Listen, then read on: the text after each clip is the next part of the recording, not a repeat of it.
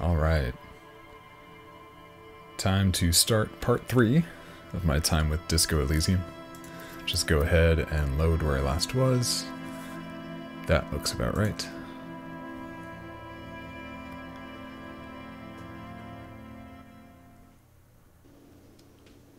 Alright. So, just talked to Garte again. Last time we had met some really shitty street children who didn't help me at all. We also found my old clipboard, which explains some more of my background. So what time is it now? So after 1 o'clock, I'm assuming this is, yeah, so they use military time. So at 100, I should be able to enter the back room after the chef is done for the morning. And so until then, I haven't really paid too much attention to the time, so I don't really know how fast things move. But I just want to explore more of the outside. Check my journal for a second. So find out who's in the union box. They're not there today, they'll eventually show up. Who put the clothes in the trash? So I could look for the trash people, the municipality, I suppose. I could ask outside and just get more world building stuff. I'm never going to pay for those. I'm a hobo cop, I don't need to do that. Someone reported hanging. Call Sylvie using Kim's shortwave to ask whether she made a call. So his shortwave is back in the car. So I think we can do that. I like the music in that room though.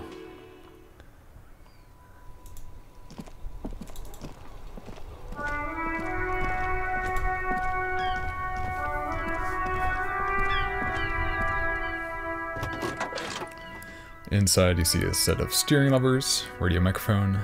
I need the radio.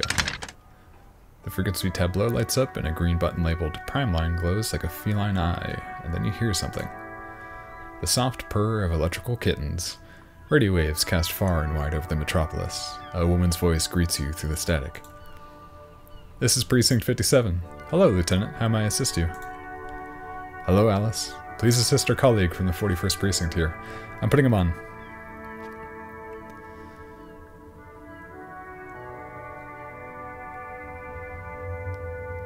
Comment dispatch. Hi, Alice. This is the officer from the 41st Precinct speaking. Nice to meet you. This is Officer Alice Dimitri, Precinct 57. How may I assist you? A voice replies in the radio. So, I need to speak to Sylvie. I need you to connect me to a civilian, a Sylvie. She may have reported a murder. Of course. What is her number, officer? Kim got that right? Yes, hold on. The lieutenant takes a look at his notes. Her number is 005-1944-298. Received. Hold on, officer.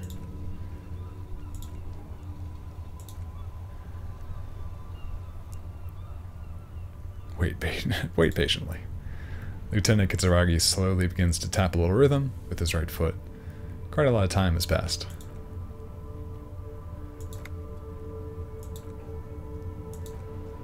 Officer, she finally returns. I have Sylvie Malaika on the line for you. Yes, hello. A female voice greets you through the static.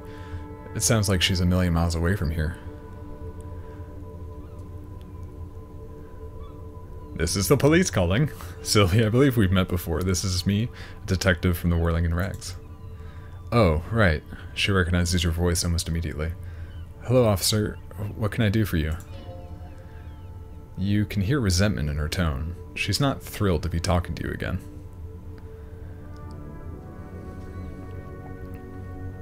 Was it you who called the police? No, not me. Do you know who made the call? No, sorry, I don't. She clears her throat. Not a lot of people have phones around here. Copper thieves take the wires. People don't have the money to have the cables put in again. They use the union's phone or the one on the coast. So the union has a phone, and there's one further down the coast. Got it. It was someone else. The lieutenant makes a note. We'll find them sooner or later, officer. It just might take a while.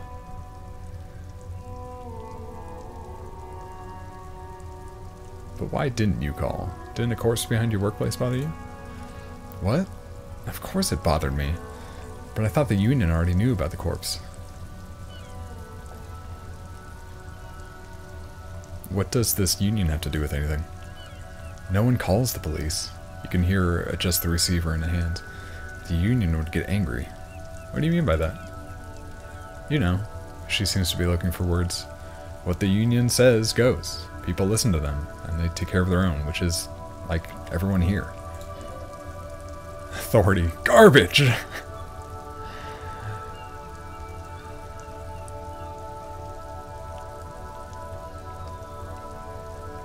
Looks like there's a limit to my authority, then.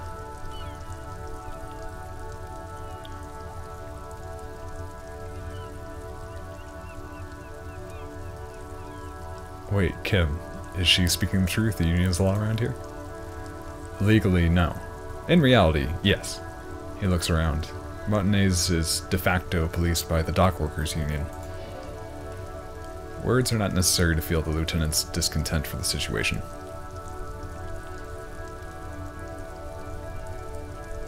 Looks like there's a limit to my authority then. Mm-hmm.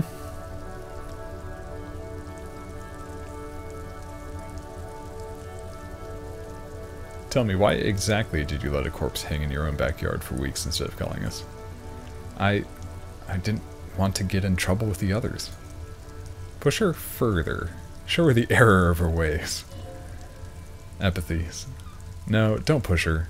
It sounds as if she's about to cry.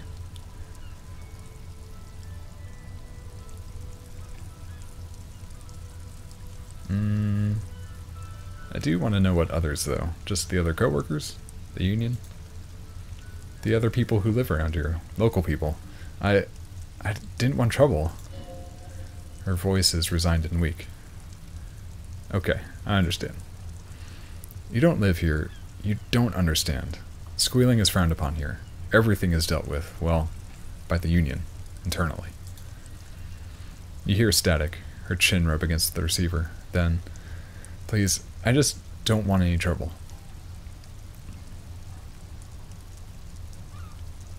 I see. Don't worry about it. I understand.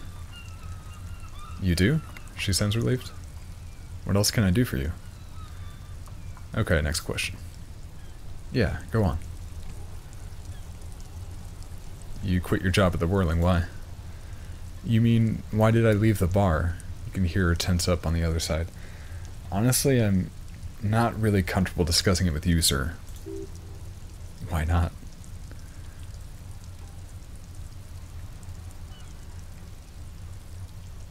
Okay, did you leave because of Garte? What? She stops abruptly. No. Why would you even think that?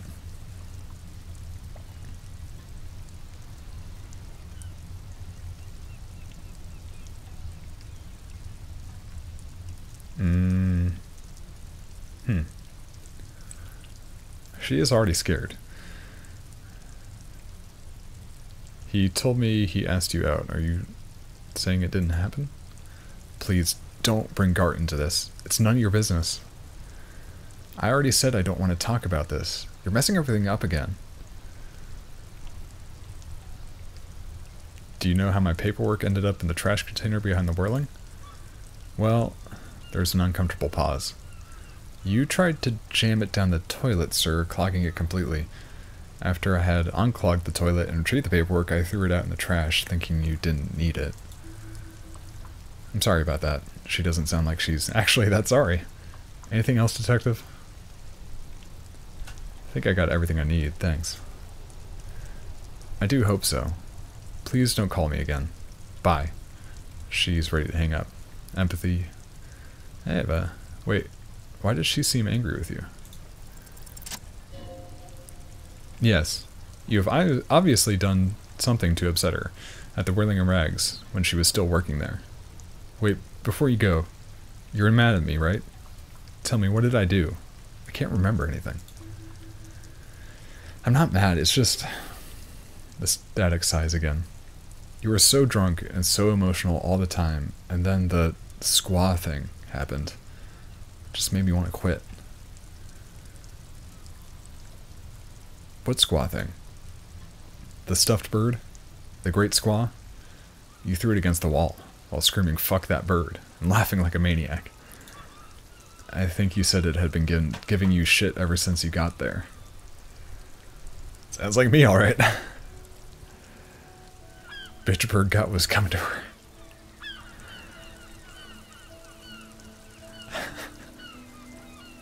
This sounds like me, alright. Didn't seem like you had fun doing it, though. So you're telling me that I was the one who made you want to quit? Yes, obviously. You were the worst client I've ever seen. I have seen so many assholes in this place. I've had sailors fighting, union guys grabbing my ass, kids stealing booze. Once a guy was glued to the karaoke machine every night for 2 months. But you, she pauses. Go on. I want to know what I did.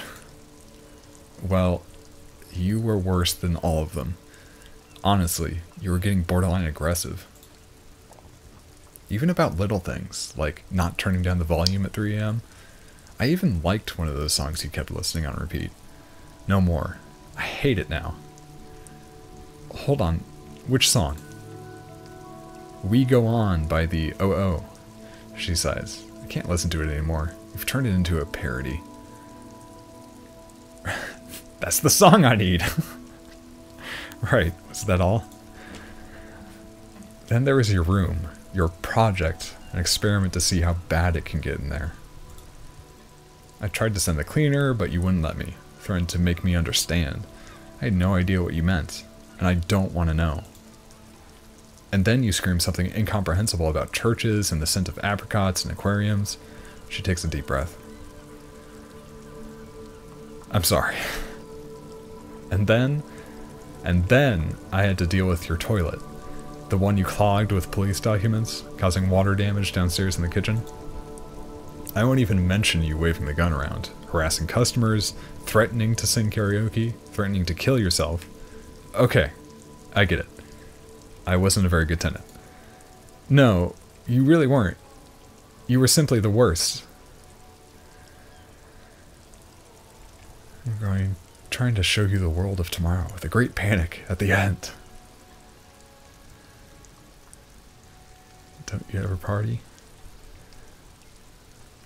I am truly sorry for everything, Zoe. God, I knew I shouldn't have brought it up. Just try not to call me again and let's pretend it never happened.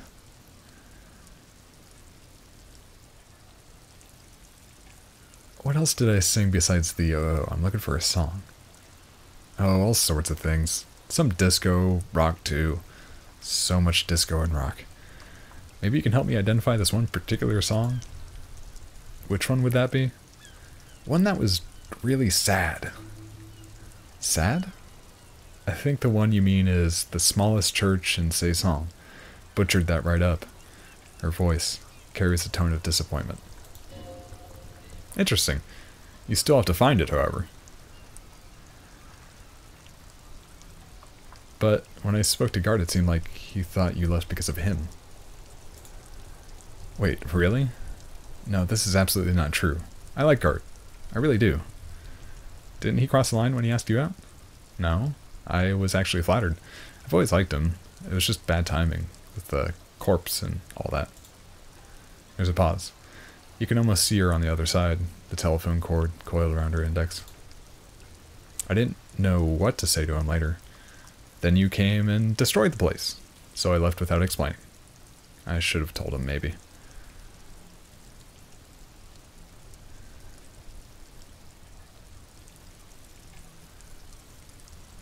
Is it really my place to tell him if she's not going to do it? I don't know. I can tell him. Okay, well, I guess she agreed. But please don't mess it up. Please don't take out your gun or something. After everything I did, why would she let me do that? Whatever. Right, thank you for talking with me. Take care. You hear a sigh of relief on the other end of the radio. Wordless, the call breaks. than the already familiar voice. Anything else I can help you with, officer?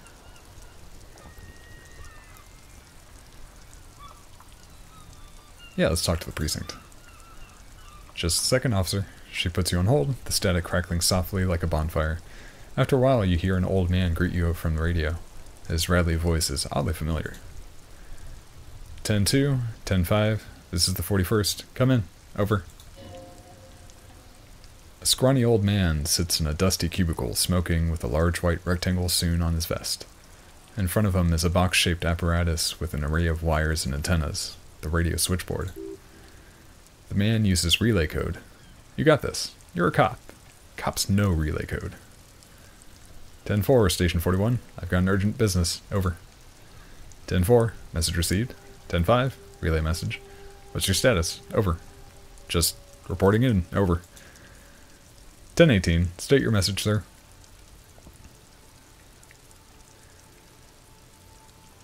I'm in dire need of financial assistance.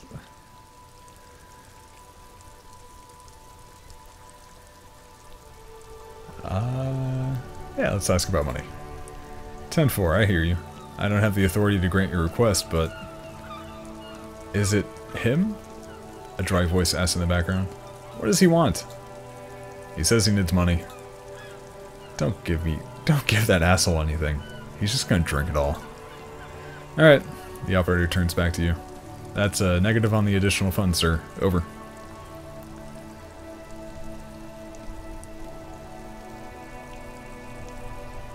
It is paramount to the investigation that you grant me more money. He says it's important to the case. He isn't getting a red cent. You can tell him that. Request denied, sir. Over. Please, I'm begging you. I don't even have a place to sleep tonight. He says he's in trouble. Doesn't have a place to sleep. Well, I guess you better crack the case before sundown then. Vicomare said... Who cares what this Vicomare said? Pull on their heartstrings. Enough, officer. Enough, officer. This begging is below your dignity. I don't want to be here anymore. I want to go home. Please come and get me. Listen. He seems to lower his voice a bit, carefully choosing his words. It's okay. You can do it, sir. Over. What is he saying? The operator chooses to ignore the voice in the background. Did you want anything else, sir? He asks you. Many of your colleagues are also over here. Over. He's trying to keep you from further embarrassing yourself in front of your colleagues. You really need to get your shit together. This is nearing a complete meltdown. What gets me this money?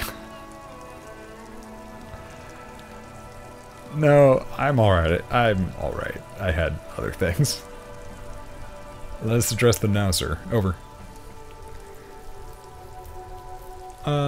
Yeah, I need to know more about my past. 10-4, your badge should have most of your personal details. Look over that. Over. Well, is the thing on the back of my clipboard kind of like my badge? It gave me a bunch of details, but, I don't have it. The lieutenant's eyes go wide. But you said... He shakes his head. Never mind. 10-9. Over. My badge. I can't find it anywhere. Basically, it's gone. 10-4. Message received. This is a very serious situation. I need to 10-22 the captain. Over. Any other good news? He's saying he lost his badge. What? He lost his badge. Who lost his badge? Dick fucking Mullen. Who do you think? It's Officer Dick. He tries to speak through laughter. Mullen from the bestseller Dick Mullen and the Lost Identity. Dick Mullen is not your name. It's the name of a fictional detective who would not lose his badge. Defend yourself, immediately. They're laughing at you.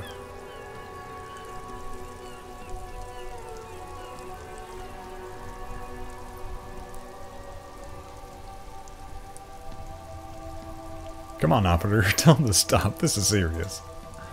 He's asking you to stop, says this is serious. Of course it's serious. He lost his fucking badge. Satellite Officer Vicmair concurs.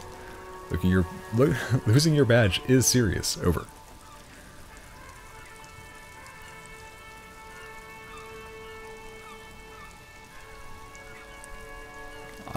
Officer has lost his badge, like I'm the first one to ever do that. He says this has probably happened to other policemen before him and laughs sarcastically. Oh, god damn it. Is he fucking kidding? The whole station's gonna be dicked for this.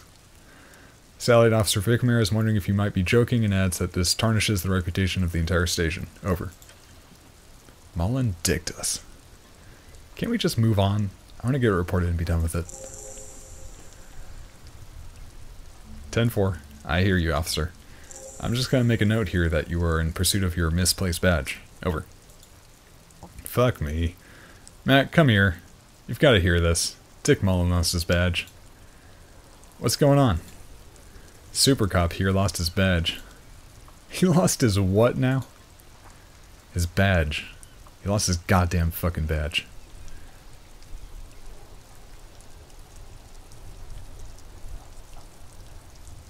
Could you all please just stop saying lost his badge for a moment? He asked you to please stop saying he lost his badge? Why? Did he find it? The room at the other end of the line erupts in volcanic laughter. Sergeant Torson was wondering if you found your badge yet. Over. Reaction speed. Challenging. Failure. You don't have a comeback. Sorry. It's hard to think like this. He's not replying. Looks like he is still looking for it. You can hear laughter in the background. Enough with this now. I have other things to discuss. 10-9, come again. I didn't get that. Over. The animated conversation in the back is making it difficult for him to hear you. New heights even for Captain Sober. Ask him...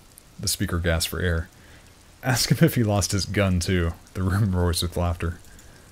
Sergeant Torson wants to know if you lost your gun too. Over. Half-light. Check your pockets. Check your... Holy fuck. You don't know where it is, do you?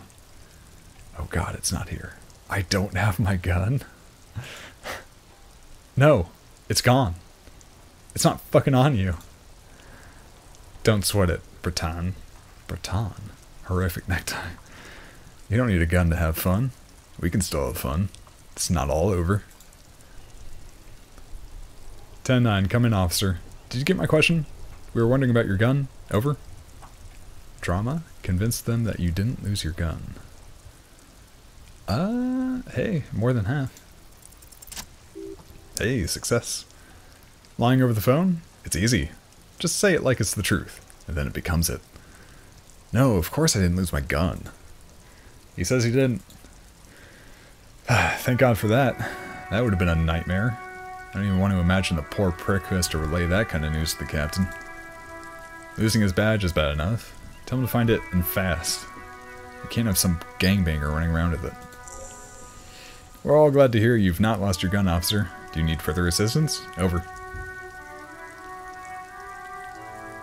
10-10, transmission completed. Standing by, over.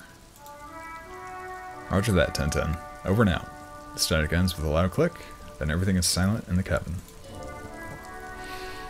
Spree decor, 10 kilometers to the south, in the 41st Precinct's relay booth, a small crowd is gathered around Communication Officer Jules' Old Boy Perdue, around a dozen cops. The small room is filled with cigarette smoke abuzz with laughter. When Officer Judith Minoa enters, her left arm is in bandages and her hair trimmed short.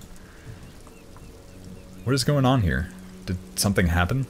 She asked, startled. Jean Foucamer, I can't pronounce most of these names, turns to her and says, what happened is my partner made contact, and it's not good. He's lost his badge. Oh, it's my partner. He's lost his badge. He seemed confused, delirious even. He stops to reflect. Mac, the torso Torson, is finger-fucking his fist, laughing hoarsely and apparently telling some dirty story to his partner, Chester McLean, near the entrance. Suddenly he interjects. Yeah, Mullen was fucked alright. Sounded fucking drunk to me. The tall ginger on his right still has tears of laughter in his eyes. Yeah, Mac's right, this was some gnarly shit there. I mean, before he was started begging for money, it was... Satellite Officer Vicmair bites down his knuckles. Enough, he shouts across the room. commotion dies down. All eyes turn to him.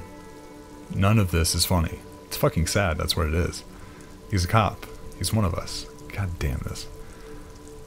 Minnow looks down at her neatly polished black shoes. There's a quiet firmness to her voice. When she speaks, we must help him. Yeah? How do you fucking plan to do that, huh? Get him off the drink?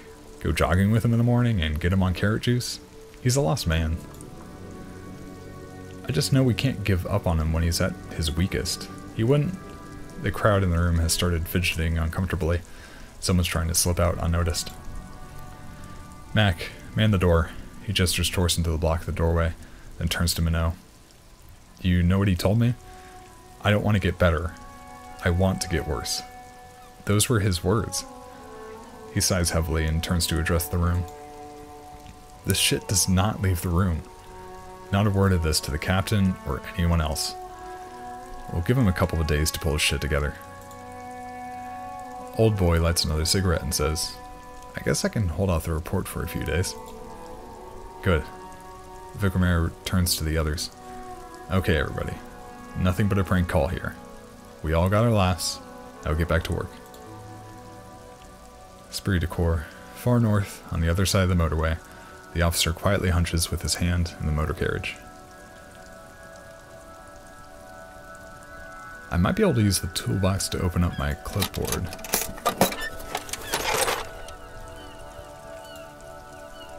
Take what you need, officer. It's going to be a long case. I'm not protective of my tools, like some men are. He's clearly a little protective of his tools, but what can you do? Work is work.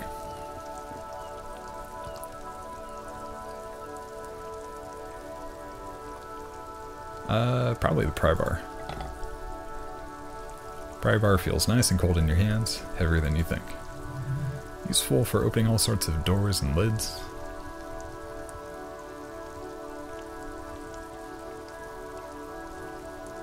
Not sure what I need the chain cutters for now. Maybe cutting down the body. The handles are long and sleek. Snap, snap. Got the cutters in your hand. Push in the pull-out toolbox. The pull-out toolbox slides back into the nest. Preheater gauge casts warm glow on the steering levers and the radio on its hook. Yeah, that's all I need for now. So I want to use the pry bar.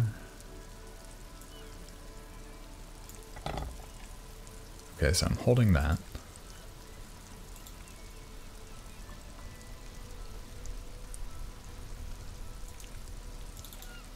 Interact.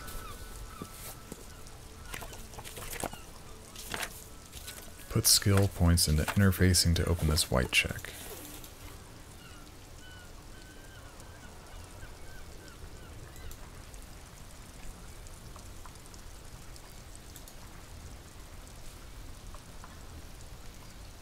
Yeah. So maybe I can't.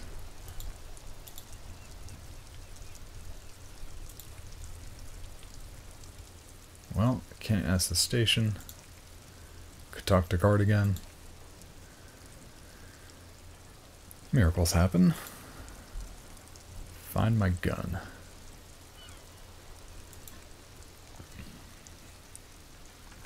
Need to find a sad song on tape. Oops. Put that away. I don't need that necessarily.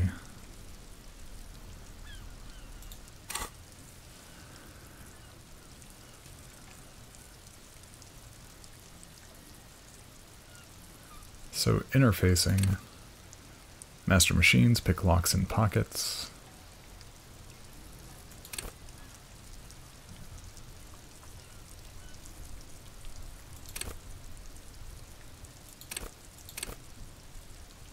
I don't think I can increase these directly, but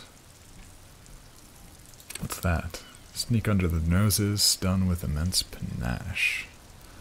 I'm very bad at that.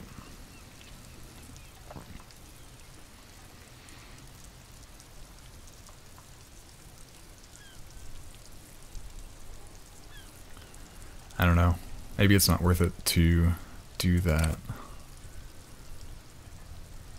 It is the best one I have in Motorix, but that's not a lot.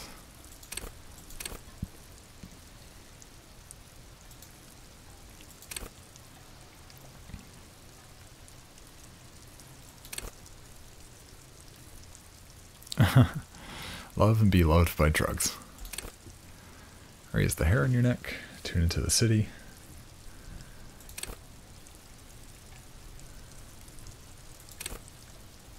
Charm men and women. Play the puppet master.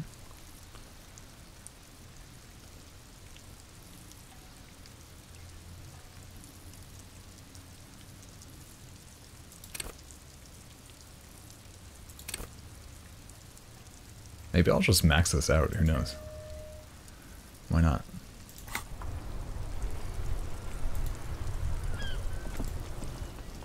Alright, so it's almost 1 o'clock.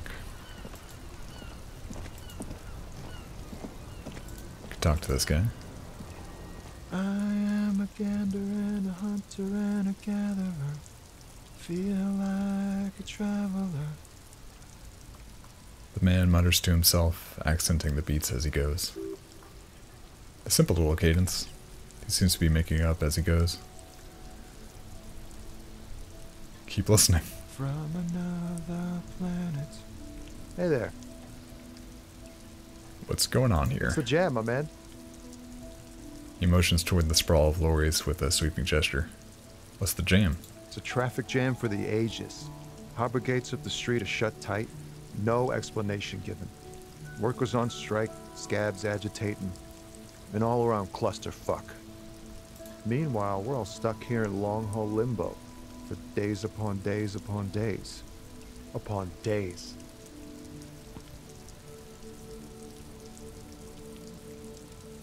Limbo, huh? So that's where I am. Yeah, exactly. It's official. He too agrees. This is the antechamber of the afterlife. Cool. And then leave. So how long have you been here? Feels near forever. Like I was born on this here roundabout and this was all I ever knew. Just me and the metal and the tires, the oil and the fumes of mazout.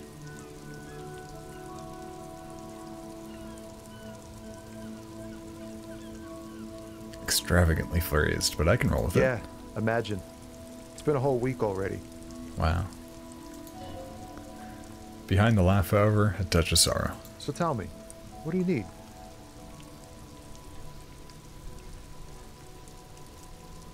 I do need some money. Huh? Sudden financial duties snap him out of his daze. Oh, no, I ain't got any money. They don't want to pay for unfinished work. They who? The bosses, man.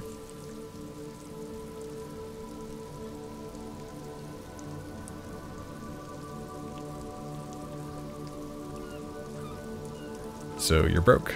Got it. Makes sense. First work, then pay. Makes sense. Sucks at what it does. Maybe don't tell people the people they don't like are actually right. That's a good point. I'm just wondering how much I can bumble through this. Tell me more about this strike. It's like whatever's going on over at the docks. Workers got a blockade set up, making demands, no way in or out. What's the union demanding? Some pretty wild stuff, I hear. Like a giant new power crane and half the company. I forget what exactly. Good on them, I guess. I've heard talk there's a company rep in town too, like a strike negotiator type. They know what's up. Precise demands and so on. Ah, yes. From the Wild Pines. He takes a note. We'll meet her soon enough, I'm sure. What do you think the company wants? They want to keep that money flowing in, my man. He makes a ka-ching sound. He doesn't blame them, but he's not on their side, that's for sure. Anything else? Anything else? He thinks. Yeah, this ain't really my area of expertise. I just do my job and get paid. I have things to do and places to be. All of us do. All of who? Us lorry drivers. Camionneurs. A few still hang around here waiting for the mess to end. Most have scurried off somewhere to get drunk or high or laid. He smiles awkwardly. Not that I'd blame him, really. Not you. Not my thing. Chasing transient pleasures is a drag these days. I prefer the examined life now. Thinking, reflecting, observing. He glances down the road toward the horizon, a glint of something in his eyes.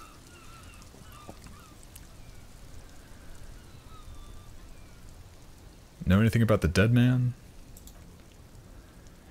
He ain't one of us drivers, I know that. All accounted for. Otherwise, I haven't really asked about that. Been wasting time right here, keeping busy.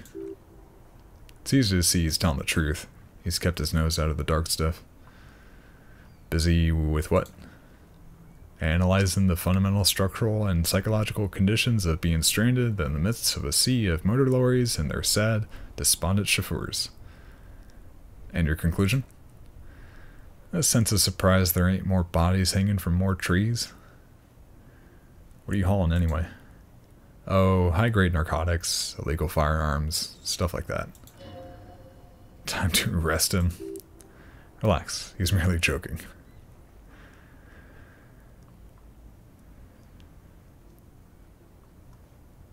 Okay, and what are you actually hauling?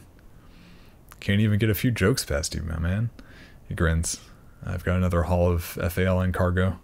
Mostly sporting goods, tracksuits, and that kind of thing. Hey, it's probably where the kid got those stupid pants. They usually get shipped to Garte and the Occident, though we've been making headway in Little Marin Market lately.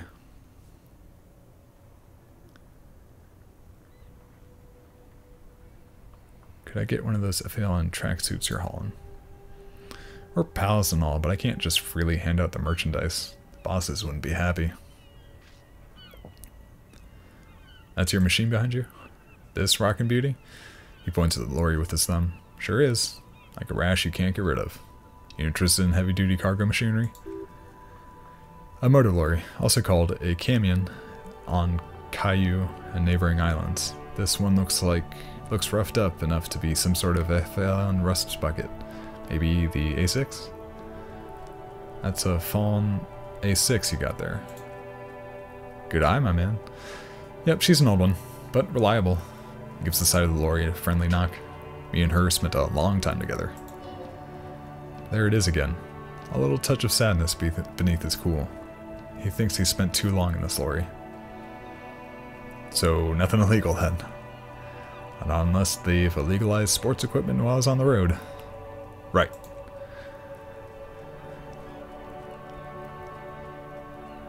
Empathy.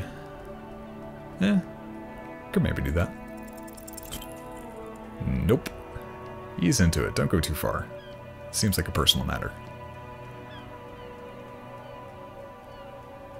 My man, I want to know more about your soul. Cool, cool. We all want to know each other's woes and all, but people, man, they have slippery souls. Just like that, his slips out of your reach. It is possible the yelling didn't help. Yelling always helps. I'm good for now, good talk.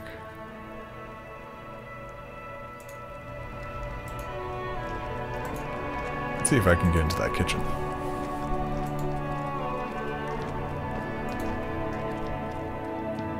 Unless they meant 1 in the morning, which is definitely possible. Ooh, yeah, it's open.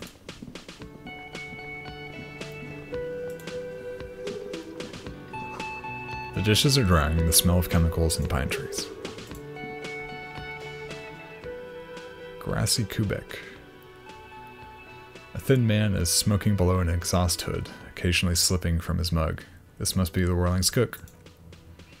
As you step in, he nods towards the table and says something in a completely foreign language. The only words you can make out are Gorisy and Quebec. Okay, it's definitely not his name. Whatever you do, please don't call him Gorisy Quebec. Please. It's not funny. Hello, sir. Got a time for a few questions? The man puts his cup down and replies something, his left hand drawing arcs in the air. You've got some impressive pots there. He smiles and bangs his ladle against each of his pots in turn. It's almost like music, especially with the sounds of assorted dishes boiling and simmering on the stove. I don't think I need anything else. Stay masculine? What? Okay. Whatever that means. Blue door. You see a heavy steel door with prominent dimpled lock. It's made of blue. You immediately feel drawn to the color. Blue is for mystery. Touch the door. The cobalt blue surface feels rough to the touch. The stainless steel is door flush with its frame on every side. Try to push the door. The door does not budge. I wonder where this door leads. You do. The lieutenant regards you with patient skepticism. It's a door in the back of the kitchen. Why do you care where it leads?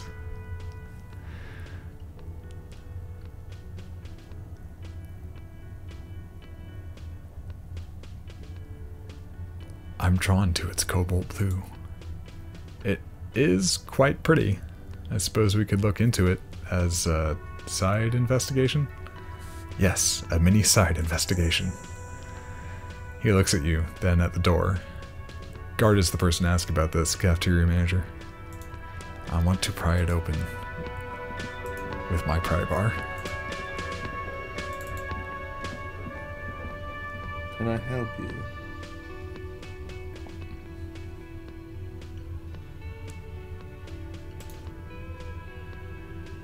There's a mysterious blue steel door in the back of the kitchen.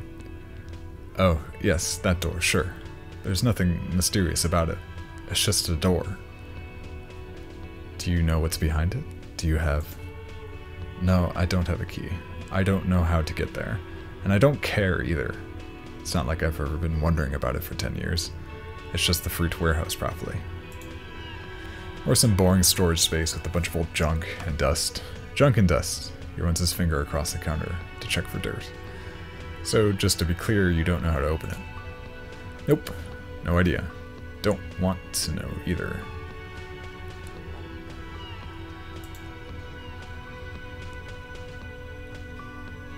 I talked to Sylvie. She left because of me, not you. Wait, what? He looks up surprised. But what about the bird? The bird? Yes, the bird. I found it lying on the floor with a broken wing the morning she left. She didn't break it, I did. Threw it against the wall. You broke the squaw. His face is flush with emotions. A rash covers his neck. I assure you, it was him. It's as if he can't decide whether to be angry or relieved that it was you again. Why on earth did you have to break the squaw? I just break things. It's the way I am. I can't believe it. I was so sure it was Sylvie. Even worse, I thought she was trying to send me a message. Symbol of hope and all. A tender type of hope. Something stirs in you. Perhaps this is why you broke it. Alright, he calms himself. Did she say anything else? About me, you know? He repeats, did she say anything about me?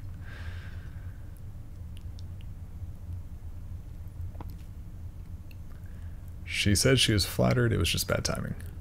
Really? The man doesn't know what to say. He wipes his brow and stares at the counter. I should give her a call then. Thanks, I guess. He gives you a short nod. Is there anything else you wanted, or can you give him a moment? Somehow you realize this is not going to net you any professional discounts. Already he's reverting back to defensiveness. Alright.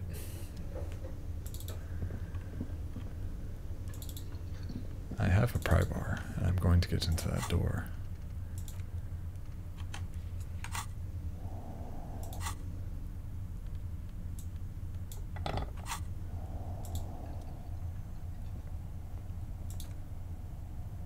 I really can't?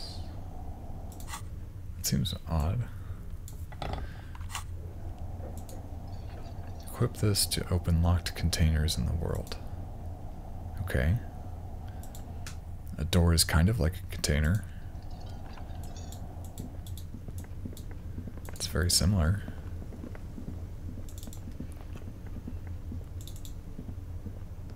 It's just a matter of size. There's also the door upstairs. I doubt this will work too, but... Door back in my room.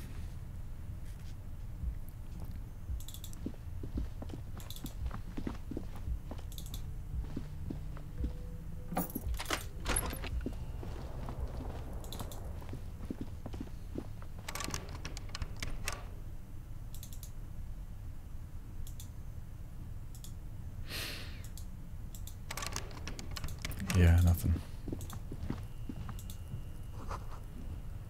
Kim tries not to look at your broken down bathroom door. Kim also tries not to look at the pile of tape viscera on the carpet, or the weird suitcase on the hat rack, or the potted plant dying in the corner, but it's all just too morbid to ignore. I did it my way. This is where the magic happens. And by that you mean crimes against humanity? I defied bourgeois morality in here. I defied it hard. Yeah. I have no idea what that means. He looks toward the exit, longingly. Hey, psst. Who, me? Yes, you. Word on the street is, you're ready to start building communism again. How come there's a word on the street? You keep saying things like, down with the bourgeoisie, eat the rich, sodomize the landowners, impale all people who have more than 25 real in their pocket, literally murder all human beings regardless of their political beliefs, that kind of stuff. I have said some mildly left-wing things, but none of those. I said maybe one or two of those things. Yeah, that sounds like me. Funky style. Very funky. So tell me, do you have any questions before we fire up the big communism builder? Or do we get right down to it? What's this communism even about? Failure. It's about failure. Failure?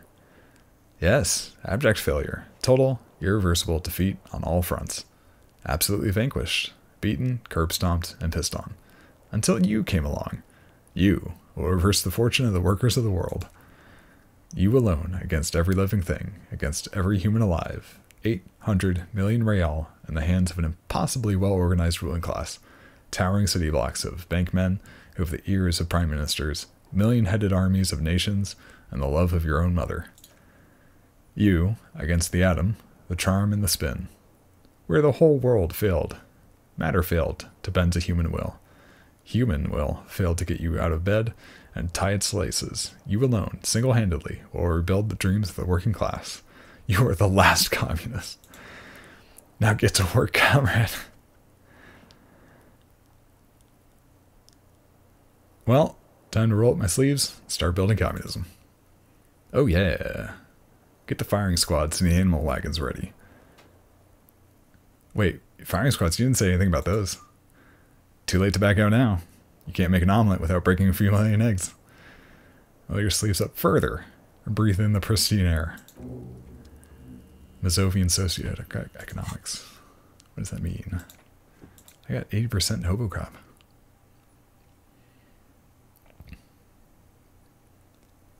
So do I gain experience in these too? Or is that total experience for everything?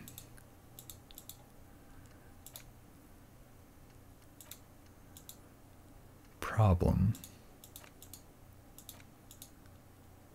A cop and a hobo. A hobo cop. Upsides: can be disheveled, doesn't have to wash, carries himself with lurch gusto. Hobo cop doesn't need anyone or anything. No one can kick you out because you don't have a home. Never pay rent again. Never again hear you're drunk. Why do you even come here, Harry? Go home, you're embarrassing yourself. Downsides. Are there any? I mean, seriously, give me one. But I don't... Do I solve these? What do I do? Temporary research bonus, -2 to visual calculus. Looks like reaction. People think communism was some crazy idea that had its comeuppance 40 years ago, a fever that shook the world, never again to return. They were right, until he woke up today, a spiritual corpse responsive only to the call of Commodore Red, prostitutes, and Krasmazov. For him, communism is still a thing. He will single-handedly raise the commune of O2 from the oceanic trench where it has been resting, covered in the ghosts and seaweed.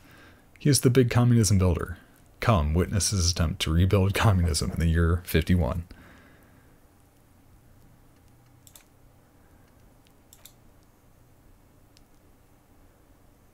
Can I only internalize one at a time?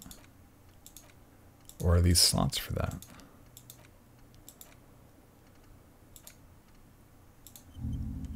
Ah. What does that mean?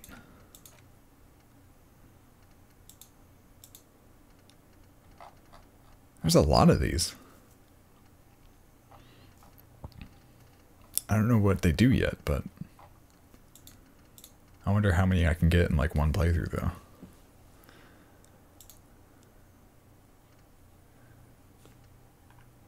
Maybe it's just like dialogue stuff. I mean, most of the game is dialogue stuff, so that doesn't mean much.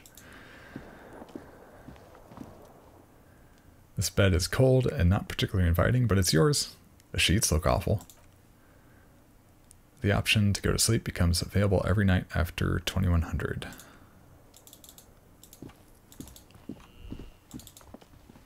So talking to the dude downstairs didn't do much. Yes? I don't really want to talk to Kim right now. I want to talk to the door. Knock. There's no answer. A tremendous loneliness comes over you.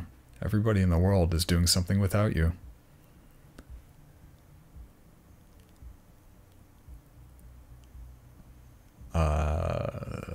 What? I'm so alone. The door is indifferent to your loneliness. The world does not care. Knock again. Knock again, but much harder. Still nothing. The lieutenant gives you a quick glance. He doesn't like where this is going.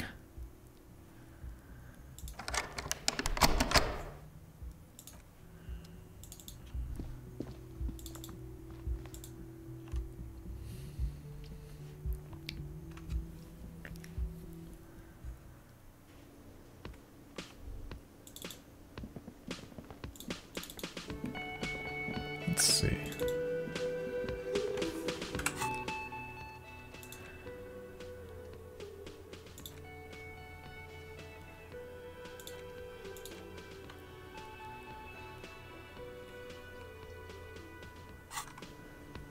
So I could do some more exploring outside, I guess.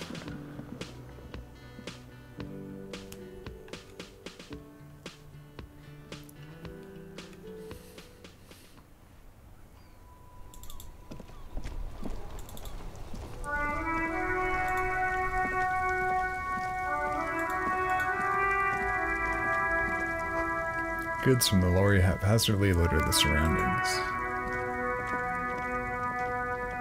Some old statues. Magazines. Glossy magazine. Most able-bodied men. This issue hosts a top 10 list. Jump Jams, a popular music mag. Welcome to Revachol. Racist lorry driver announces to the rotund man. The remark isn't addressed at you, it's addressed at Kim. Hey, I know Revachol, that's where we are. Don't you welcome to Revachol me. My grandfather came here from a 3,000-year-old racist isolationist culture, while your ancestors came to this island a mere 300 years ago. Every school of thought and government has failed in the city, but I love it nonetheless. It belongs to me as much as it belongs to you. Everything fails in this city.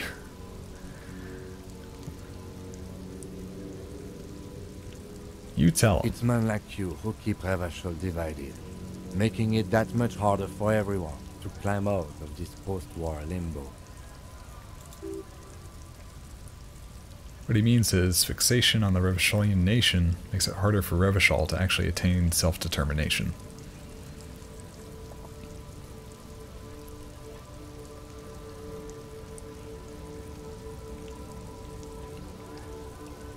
He's right. Oh, come on, man. I just said welcome to Revachol. It's a lorry driver thing. I know exactly what you meant. You think my kind doesn't belong here, that I should watch myself and behave. But you see, I'm an officer of the RCM. It's actually my job to make sure you behave. I would advise you to remember that. Silence. The air between them becomes tense. Your partner needs backup. Now's your moment to shine.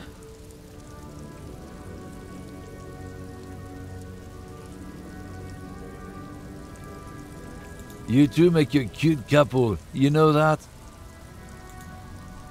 The lieutenant exhales and resumes his regular calmness.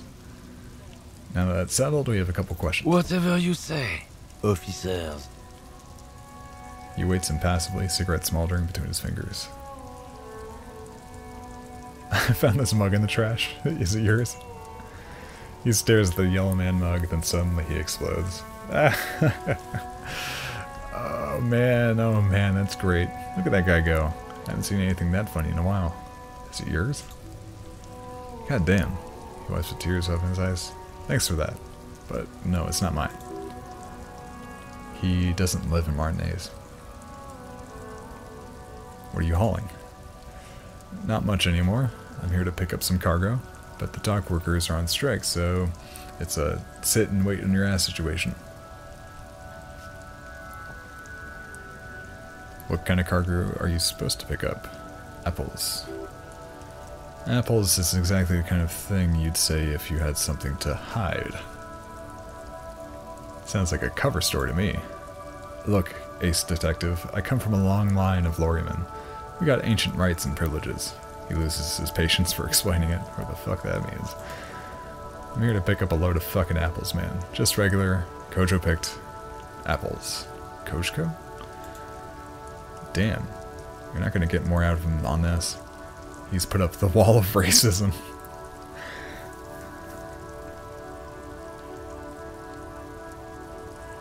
What was that argument all about? It's about biological determinism, natural law, the sorting of the races. He spits on the ground. Not the most popular topic nowadays, with the coalition in charge and all. You might want to change the topic, that is, bury your head under the sand like common sheep. Oh, so you're just a racist. Makes sense. I'm not just a racist. Look, I've read books. He gestures with his cigarette for emphasis. The science of racial theory has all been proved, even if some people don't want to accept it. People who've studied these things say that you and me are superior by design. He glances at Kim. So naturally, we Occidentals should be in charge. Obviously, you can't see the merits in that. I can really tell I can't tell if this is sarcastic or not. Okay, what else have you thought up? So lately, we Occidentals have experienced an unfortunate downturn. When members of the superior race cease to believe in their innate superiority, they stop competing for resources. And what's the problem with that? The problem? The damn Kips are showing a real good game lately. Same with the mosquitoes. He throws a sharp glance at Lieutenant Kitsuragi. And the other intruder species, too. They're on the precipice of cultural victory. Cultural victory? What is this, then? Uh-huh. It's true, he pushes on. Also, you need to realize the dangers of mixing races. Who knows what might happen if you don't stay in their birthplace. You might end up with a new subrace with unknown characteristics, leading to extra competition. That's why you've got to control the offspring. Yeah, I'm not down with this. Why don't you go fuck yourself? Don't push your luck, Runt. The man gives you a disgusted look, then turns his attention elsewhere, ignoring your presence. He probably didn't have anything illegal anyway. So this looks like where the strike and stuff are. I've actually been recording for about an hour, so I think I'm going to save it here. and make this a pretty good place to stop.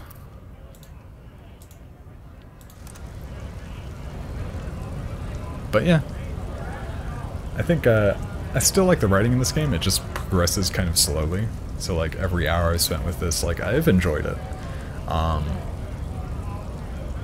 It's just like really good writing and stuff like that. But it's a much slower game than I was kind of expecting, I guess, in terms of like action and things like that. But maybe that's just how it is, and maybe that's just its strength and stuff like that. I'm just not sure how exciting it is to watch, but I do enjoy playing it. I do enjoy reading it. So, yeah. So I'll stop it here. So until next time, have a good one.